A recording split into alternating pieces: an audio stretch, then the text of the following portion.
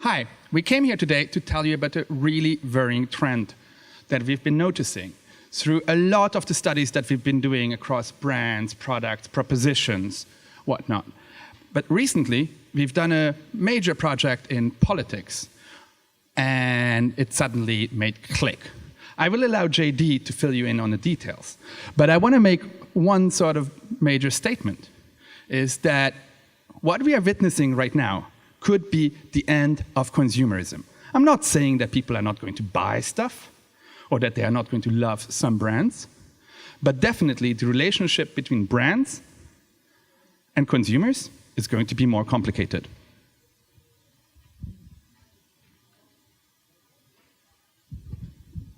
This is Emmanuel Macron. About a month ago, he was elected to be the 25th president of the Republic of France. Now, the election was noteworthy for two reasons. One of them was that he actually managed to run a successful third-party candidacy, and he beat the two major parties that have held sway in French politics for more than a generation. The other was that he suffered relentless attacks from certain quarters of the media. Depending on the day that you read the news, you might hear that Macron was gay or backed by the Saudis, or, my personal favorite, a member of the global Jewish conspiracy. Now, we know this because, as Daniel said, we recently did a study of French politics during the presidential election. We did this for the Open Society Foundations, and it was based around the idea that we could figure out the impact and measure the impact of non-conventional media sources on the political discussion. So we do this in social media, and what we did was we looked at all of the articles people were sharing in social media from all the different media sources they could consult. We studied well over 1,000 different media sources, websites, and that sort of thing, and we were able to create a segmentation, which you see up on the board. Let's explain a little bit of it. So the blue part over there that says traditional, this is what you would assume to be sort of the traditional news media. So this is newspapers and radio and TV. Regardless of their editorial line, whether they're left or right, they fall into this category. Now, what was more interesting for us was the red bit on this map. Because what we found is that 1 in every 4 stories that were shared in social media about politics during the French election came from media sources whose explicit objective was to present narratives that were countering traditional media. Now, so what does that mean, to present a new narrative that counters traditional media? So it goes beyond just, I disagree with your politics, I disagree with what we should do. It actually comes down to a dispute over core facts. And the word that these sites came to use, this is their word, is reinformation. Because if you're getting your information from traditional media, then the elites are not telling you all of the truth. And what you need to know is being hidden from you. So you need to be reinformed. And that's what they did. But one of the other interesting findings of this, and part of the reason why we've kind of shaped the media map as a bit of a hill, is let's take, for example, let's say Daniel is informed by traditional media. You can see him there reading his newspaper. Let's say I'm informed by one of these challenger websites. He's on one side of the hill, I'm on the other. Do we see each other? Do we recognize each other's narratives? No. We don't see each other. This puts fake news in an entirely new light.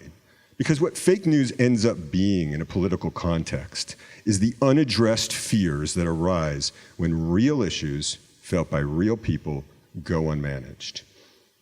What sort of issues? Well, immigration, static wages, automation, any of these things could be a factor that influence people's perspective. And so when they hear from traditional news media that the reality is a certain way, and yet their experience is entirely different, they start to say, well, I don't really believe that. I need to go find a story that's a little bit different, that fits my reality better. And that opens them up to new narratives. And when you think about it, the challenging that they do of authority in that case, the challenging of the elite news media, is something that can then start to spread across categories. So maybe it makes sense then for to not vaccinate your kids, or to reject science, or to do any of those things. more profound is actually the speed at which these narratives are distributed throughout our society. Like a digital river that has broken its levee, these narratives make it out into broader society without any filter whatsoever and any elite gatekeepers. You know, you don't have to call up the FCC and apply to get a broadcast license. You don't need to buy a printing press. You don't actually even need a website in order to produce digital narratives that fly through the air. So in this context, when you think about people's openness to new narratives, maybe that starts to explain why they might be open to unscientific polls. But even more disturbing is that if you think that people are open to new narratives, then you can start to manipulate them. And so in the sites, those red parts of the media map, we see about a third of them are directly citing or quoting articles from Russia Today and Sputnik News. These are articles written in French, destined for a French audience, to try to manipulate them into seeing the world from a different point of view, one that's more favorable for the Russians. And so this all came together for us. This whole idea of the narrative came together for us. And that was the moment where we said, okay, now we understand what's happening in consumer land. Now we understand the fear and loathing that we see. Let's give a good example here. Just show of hands. Anybody use the Parmesan cheese? You know, you sprinkle it on your lasagna and your spaghetti. It's good, right? Yeah. You know what's in it, right? Wood chips. There are wood chips in your Parmesan cheese. And you don't have to take my word for that, because in 2016, there was a big story about how a study found that there were wood chips in people's Parmesan cheese. It wasn't just Fox News, it was USA Today and Business Insider and the Washington Post. It was on the Today Show, it was all over radio. Tens of millions of people heard that there were wood chips in Parmesan cheese. Does anybody really know the story? What happened? What happened was Parmesan cheese actually contains cellulose, and it's used in very small quantity as an anti-clumping agent, because if you don't have anything in there to keep the cheese from clumping, it turns into a big hard ball. And you're allowed to put some in it, but the FDA regulates a certain quantity, and one company had gone well over that. But that's not what happened and how people interpreted it in social media. What people heard was that the brands were lying. How dare they call it 100% grated Parmesan cheese when it is evidently not? And the worst part, the most damning part, is the last quote on this list. I'm not mad that I'm eating wood chips, I'm mad that I can't tell the difference. That person had outsourced his trust to the brand, and the brand let him down. Let's move on to a different category. This is a cosmetics company that came to us saying, you know, we're seeing more and more people make homemade skincare remedies for their kids. And actually, some of the stuff that they're putting in is pretty dangerous. Why are they doing this? So we did this, it was a multi-country study.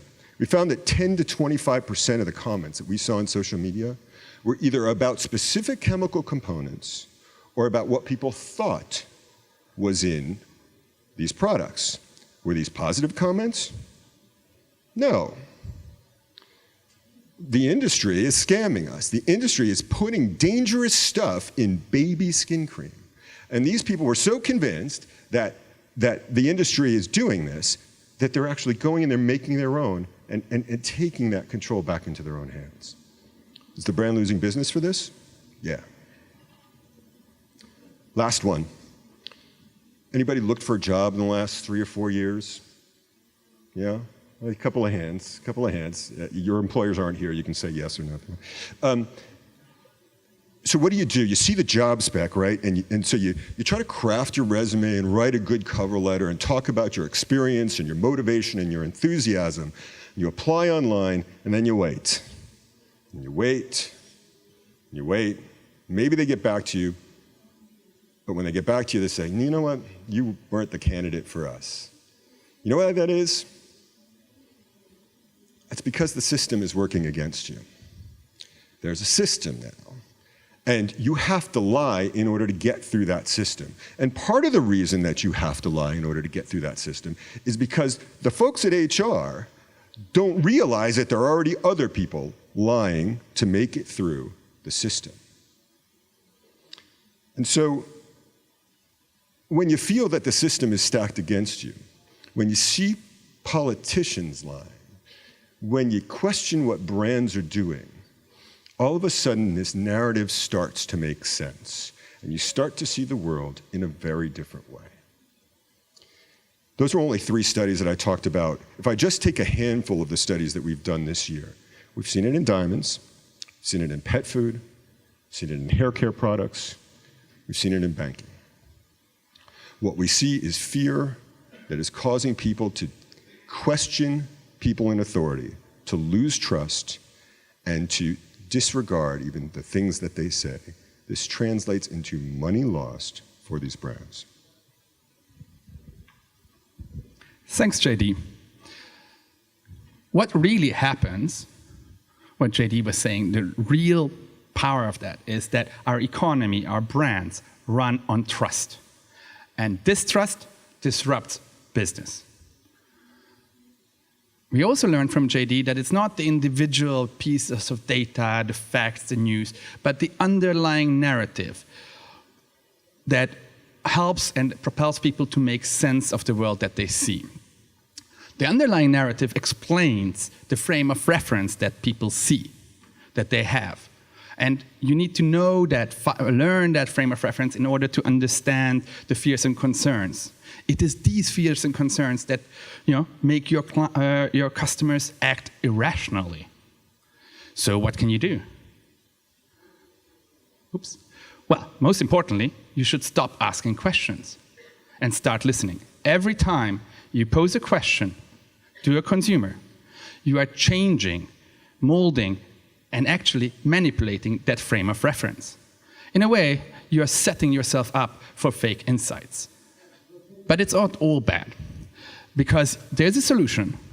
You can empower your consumers, and while I'm not going to give away all our secrets, I can tell you one thing. People will not believe you, will not trust you, until they trust themselves.